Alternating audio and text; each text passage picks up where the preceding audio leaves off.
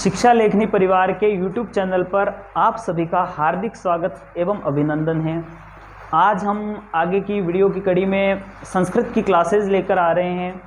संस्कृत की क्लासेस, ये क्लासेस जो होगी वो रीड के लिए भी उपयोगी होंगी और जो लोग BSTC की तैयारी कर रहे हैं उनके लिए भी उपयोगी होंगी। तो इसी कड़ी में आज हम चलते हैं आगे संस्कृत की क्लासों के लिए। तो आज हमारा संस्कृत की क्लासें आज हम शुरू करेंगे। संस्कृत जो है वो एक भाषा है। संस्कृत एक भाषा है और भाषा शब्द जो हैं वो भाष धातु और टाप प्रत्यय,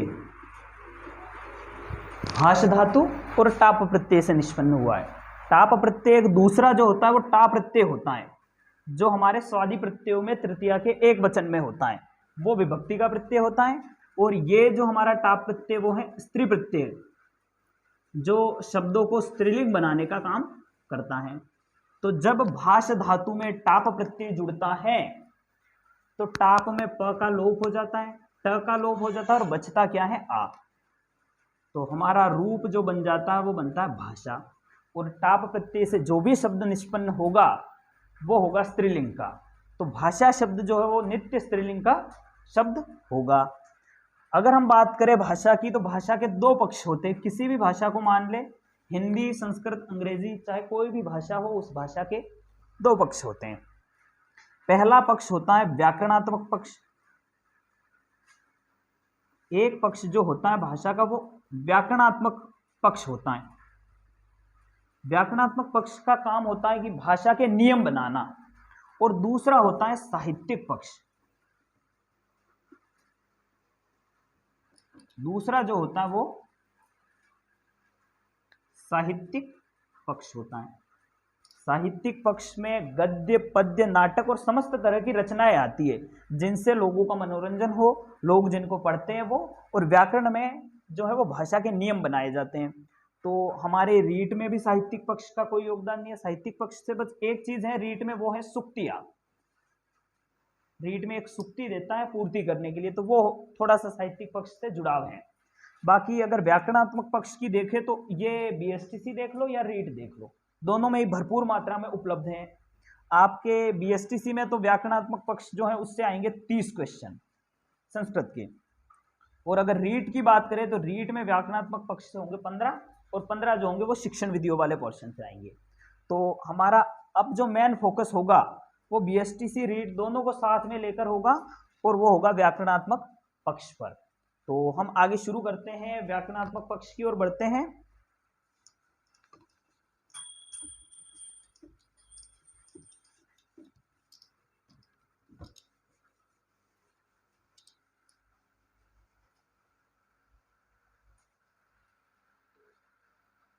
संस्कृत, संस्कृत शब्द की अगर हम बात करें तो इसमें सम उपसर्ग हैं, क्री धातु हैं और तप प्रत्यय हैं। संस्कृत शब्द में सम उपसर्ग, क्री धातु और त प्रत्यय हैं। त प्रत्यय में क का लोप हो जाता है और बचता त है। और सम उपसर्ग, क्री धातु, त प्रत्यय का त बचा और बीच में सुट का आगम हो जाता है। जब सम और परि उपसर्ग आते हैं और उनके बाद में कभी भी क्री धातु आए तो ऐसी कंडीशन में सुट का आगम होता है आभूषण अर्थ में। उसके लिए हमारे संस्कृत व्याकरण में एक सूत्र चलता है सम परिभ्याम, सम परिभ्याम करोतौ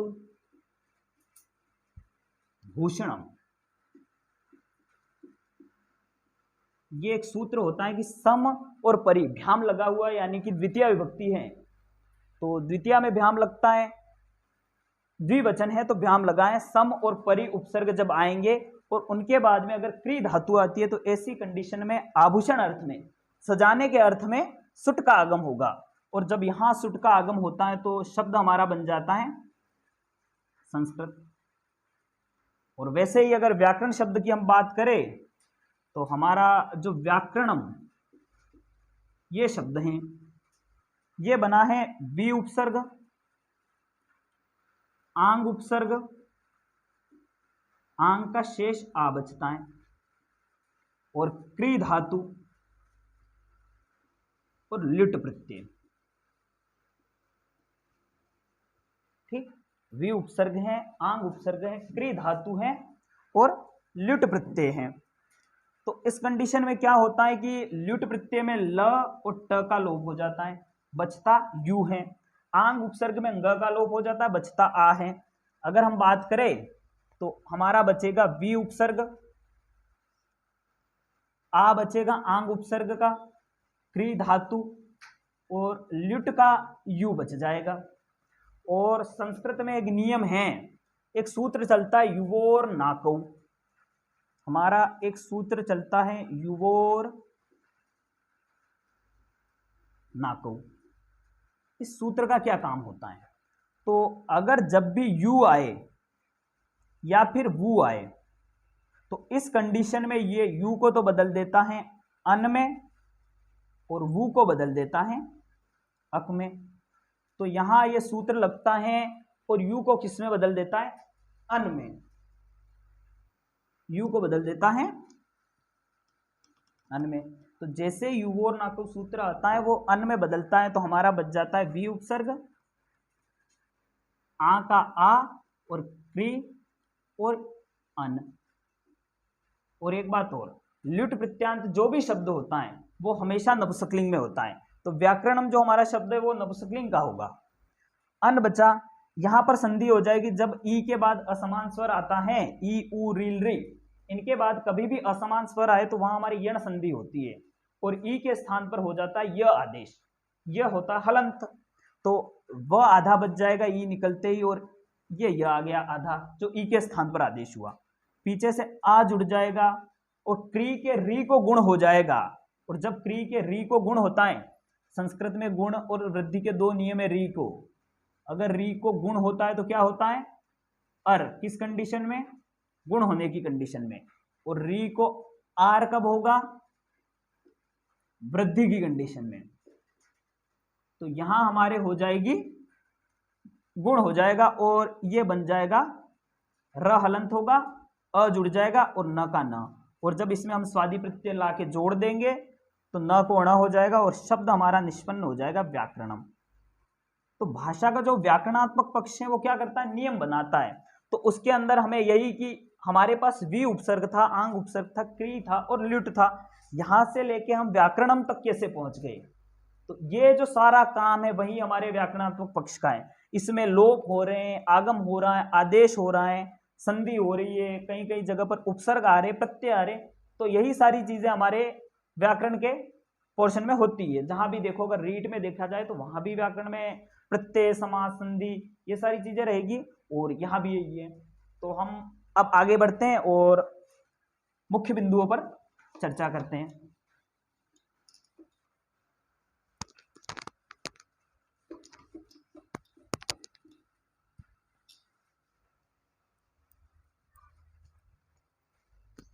चलिए तो आगे बढ़ते हैं, संस्कृत की बात करते हैं।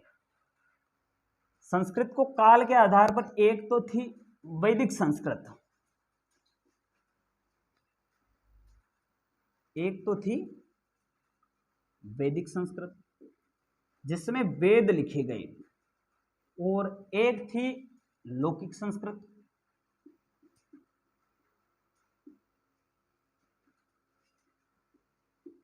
लौकिक संस्कृत जिसे आज हम पढ़ते हैं, लौकिक संस्कृत वो है जिसे आज हम पढ़ते हैं। वैदिक संस्कृत जो वो वेदों में लिखी गई, और लौकिक संस्कृत का हमारा प्रारंभ जो हुआ वो पाणिनि के बाद हुआ।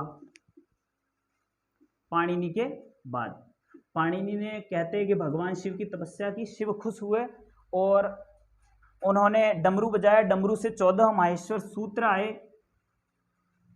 14 माहेश्वर सूत्र निकले। उन 14 माहेश्वर सूत्रों को आधार मानकर पाणिनि ने ग्रंथ लिख दिया अष्टाध्यायी, और उस अष्टाध्यायी पर आज की हमारी लौकिक व्याकरण जो है वो पूरी आधारित है।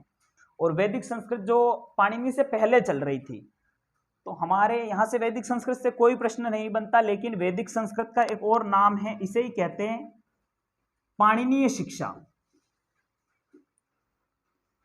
पाणिनीय शिक्षा, ठीक, पाणिनीय शिक्षा। और हमारे यहाँ पर पूछ लेता है कि पाणिनीय शिक्षा के अनुसार संस्कृत में कितने वर्ण हैं। तो अगर उस बात की हम बात करें कि पाणिनीय शिक्षा के अनुसार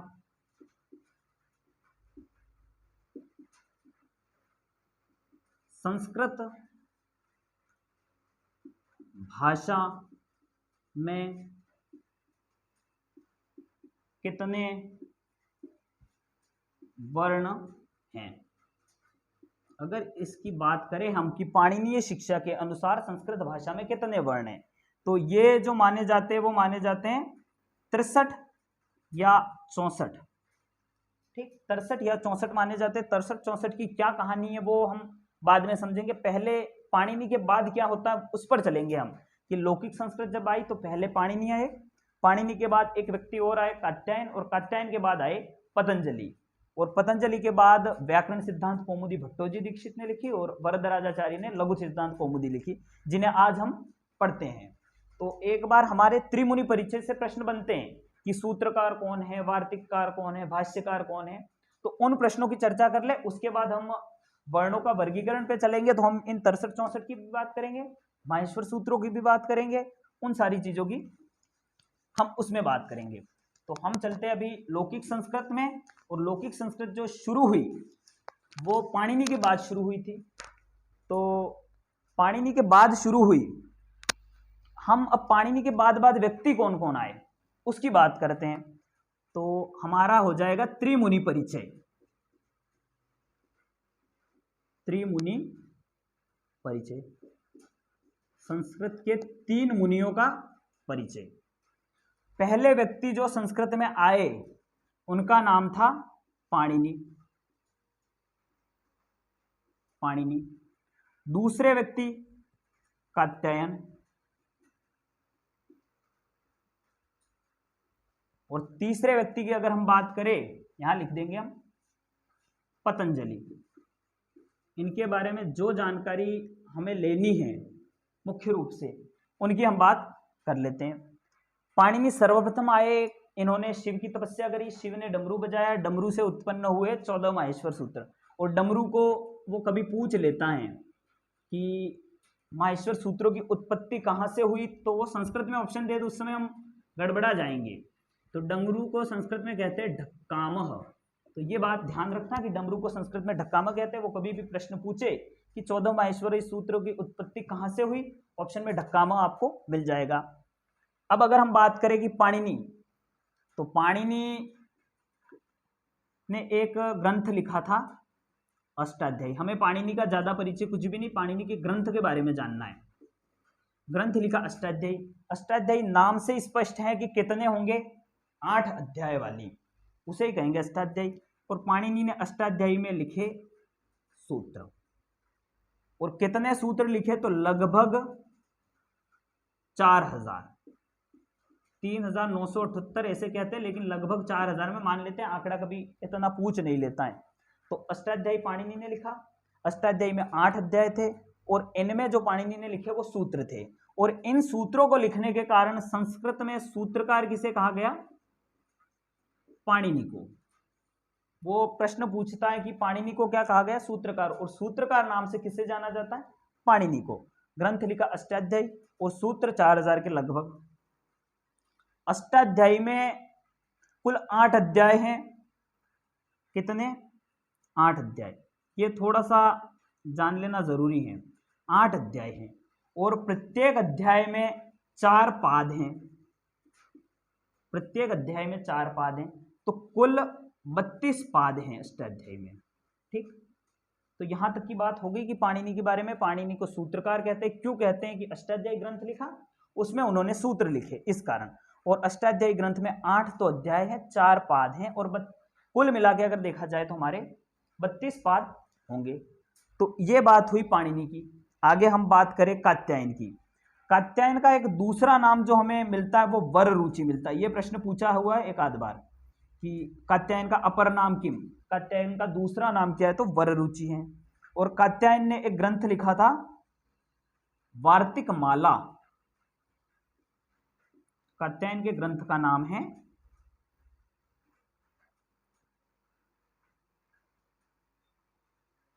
कात्यायन के ग्रंथ का नाम है वार्तिक माला, और वार्तिक माला में इन्होंने लिखे थे वार्तिक, और वार्तिक लिखने के कारण इन्हें कहा गया वार्तिककार। तो संस्कृत व्याकरण में वार्तिककार कौन है? तो वो हो जाएगा उत्तर हमारा कि कात्यायन जो है वार्तिककार है। वार्तिककार कात्यायन का दूसरा नाम क्या है? तो वररुचि। और इन्होंने कौन सा ग्रंथ लिखा? तो वार्तिक माला, ये ग्रंथ लिखा। और इन वार्तिकों की संख्या थी लगभग 5000। बेसिकली वार्तिक क्या है? तो वार्तिक जो है वो सूत्रों की तरह ही होते हैं। पाणिनि ने सूत्र लिखे 4000, उनमें कहीं कहीं नियम नहीं जम रहे थे, नियमों के विरुद्ध बातें जा रही थी, तो उन बातों को सही बिठाने के लिए बाद में जाके कात्यायन ने वार्तिक माला लिख दी और 5000 वार्तिक लिखे, उन्हें वार्तिककार कहा गया। तो उन्होंने पाणिनि के जो नियम छूट गए थे उन्हें ही लिखा और उन्हें नाम दिया गया वार्तिक। इसके बाद क्या हुआ? पतंजलि आए। पतंजलि ने क्या किया कि पाणिनि के जो 4000 सूत्र थे और कात्यायन के वार्तिक थे उनके ऊपर भाष्य लिख दिया, उनकी व्याख्या कर दी, उनकी व्याख्या कर दी। तो इन्होंने लिखा एक ग्रंथ महाभाष्य, महाभाष्य लिखा, और महाभाष्य लिखने के कारण इन्हें कहा गया भाष्यकार। और जैसे पाणिनि ने सूत्र लिखे और इन्होंने वार्तिक लिखे, वैसे ही इनकी रचनाओं को कहते हैं अहनिक। अहनिक का मतलब होता है एक दिन में पूरा होने वाला कार्य। तो इन्होंने जो है वो महाभाष्य पूरे 84 दिनों में लिखा था, तो इसलिए इनके जो महाभाष्य उसमें कितने अहनिक हैं? 84 अहनिक।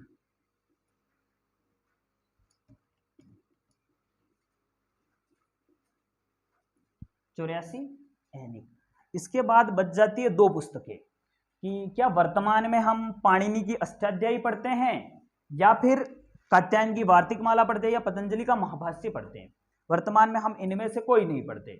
दो व्यक्ति हुए बाद में, भट्टोजी दीक्षित और वरदराजाचार्य, जिन्होंने क्या किया कि पाणिनि के अष्टाध्यायी से जो सूत्र जरूरी थे उनको निकाल लिया और उनके आधार पर एक किताब लिखी व्याकरण सिद्धांत कौमुदी, और वरदराजाचार्य ने लिखी लघु सिद्धांत कौमुदी। तो हमसे ये नाम पूछे जाते हैं तो वो हम ध्यान रख लेंगे कि पुस्तक है व्याकरण सिद्धांत कौमुदी, व्याकरण सिद्धांत कौमुदी। कौमुदी का मतलब होता है प्रकाशिका। व्याकरण सिद्धांत कौमुदिका के रचयिता कौन है? तो इसके रचयिता हैं भट्टोजी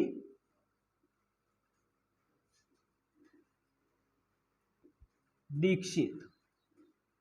ठीक, भट्टोजी दीक्षित। और एक दूसरी जो किताब है जो वर्तमान में हम पढ़ते हैं, लघु सिद्धांत कौमुदी।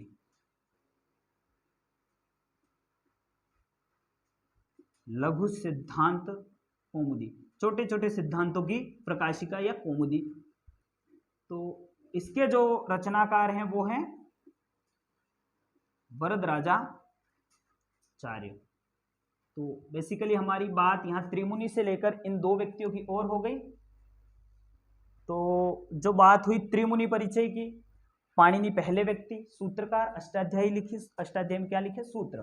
कितने अध्याय? 8 अध्याय, 4 पाद और कुल मिलाकर 32 पाद। दूसरे व्यक्ति कात्यायन, वार्तिक माला लिखी, वार्तिक माला में क्या लिखे? तो वार्तिक लिखे, इस कारण इन्हें वार्तिककार कहा गया। इनका दूसरा नाम वररुचि है, वार्तिक लगभग 5000 के आसपास है। तीसरे व्यक्ति पतंजलि आए, जिन्हें भाष्यकार कहते हैं। इन्होंने महाभाष्य लिखा, महाभाष्य में क्या लिखे? तो अहनिक लिखे, और अहनिकों की संख्या कितनी है? 84 अहनिक है। और उसके बाद व्याकरण सिद्धांत कौमुदी लिखने वाले भट्टोजी दीक्षित आए, और उसके बाद लघु सिद्धांत कौमुदी लिखने के लिए वरदराजाचार्य आए। यहां तक की बातें कंफर्म हुई हो तो हम आगे बढ़े यहां से। ठीक, अगर स्क्रीनशॉट लेना हो तो ले लो।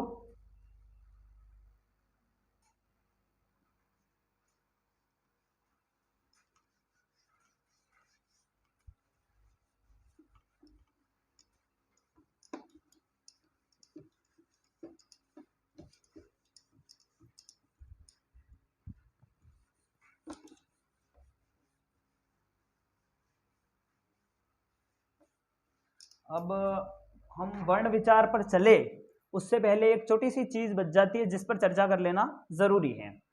भाषा की जो सबसे छोटी इकाई होती है वो होती है वर्ण। सबसे छोटी इकाई होती है वर्ण। वर्ण से बनता है शब्द। यहां से प्रश्न बना हुआ है, शब्द से बनता है पद और पद से बनता है वाक्य। बेसिकली हम शब्द से सीधे वाक्य पर चले जाते हैं, लेकिन संस्कृत में एक नई कड़ी जुड़ जाती है पद, जिसके बारे में अधिकांश को पता नहीं होता है। वर्ण की अगर हम बात करें तो ये भाषा का ध्वनि का लिखित रूप भी कह सकते हैं, या फिर भाषा की सबसे छोटी इकाई। सबसे छोटी इकाई, इसके बारे में हम ये कह सकते हैं कि भाषा की सबसे छोटी इकाई कौन सी है, तो वर्ण है। और वर्णों में फिर हम स्वर व्यंजन की बात कर लेते हैं अलग से। और वर्णों के मेल से हमारा बनता है शब्द।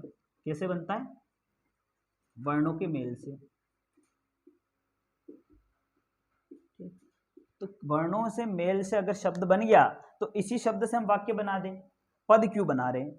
तो इसके पीछे का अगर कारण हम जाने तो पद की परिभाषा संस्कृत में एक सूत्र के द्वारा दी गई, जिसे संज्ञा सूत्र कहते हैं, पद संज्ञा विधायक सूत्र।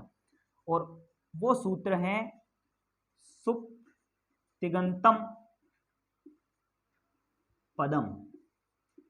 ये जो सूत्र दिया वो दिया कि पद की परिभाषा, पद क्या है, किम पदः, ऐसे प्रश्न पूछता है तो वो सीधा आंसर होता है सुप तिगंतम पदम। क्या कहा गया? सुप का मतलब सुप, सु से लेके अंतिम सप्तमी विभक्ति के गी और सुप तक के प्रत्यय। और दूसरा कहा गया तिंग।